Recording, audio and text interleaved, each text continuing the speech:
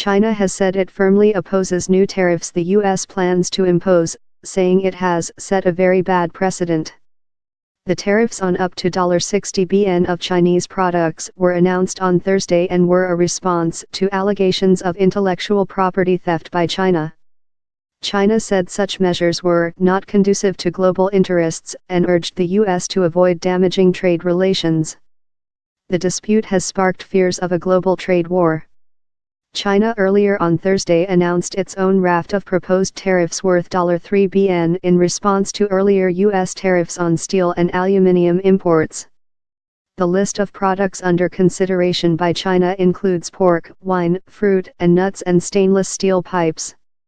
President Donald Trump announced on Thursday that the U.S. intended to introduce tariffs on China over its alleged unfair trade practices. The tariffs would cover up to 60 billion pound of Chinese goods, while limits would be placed on its investments in the U.S. In a statement on Friday, China's Commerce Ministry accused the U.S. of ignoring its efforts to strengthen intellectual property rights and of disregarding the voices of the broad masses of the industry. It is a typical unilateralism and trade protectionism.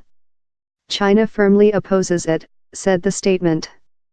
China will not sit idly by its own legitimate rights and interests. We are fully prepared to defend our legitimate interests. The statement repeated assertions that China does not want to fight a trade war, but it is absolutely not afraid of a trade war. Also on Friday, steep new tariffs come into force in the U.S. on steel and aluminum imports. Mr. Trump has said these are needed to tackle unfair trade imbalances. China, the 11th biggest exporter of steel to the U.S., said earlier on Friday it was considering measures to balance out the losses caused to Chinese interests.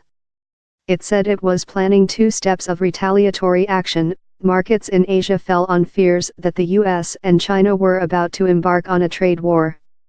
The benchmark Nikkei 225 was down 4.6% in late afternoon trade. Australia's S&P/ASX 200 closed down 2%, and markets in China were all in negative territory.